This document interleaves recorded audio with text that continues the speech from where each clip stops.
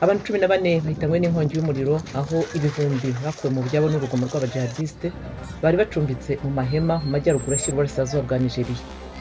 Muri raporo yawo iheruka, umuryango Human Rights Watch urarega guverinoma ya Guinea kuba yarananiwe kurengera abantu ibihumbi bakuwe mu byabo n'ibikorwa byo kubaka urugomero rwa Swapiti.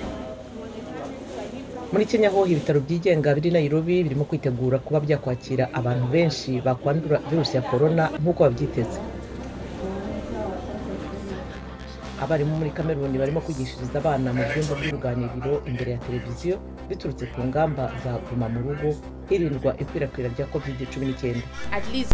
Naho muri Afurika y'Epfo igikoresho kigendanwa kizwi nka Intobox cyakozwe n'abahanga mu byogajuru muri icyo gihugu kirarinda abakozi bo mu buvuzi kwanduzwa virusi ya corona n'abarwayi bavura.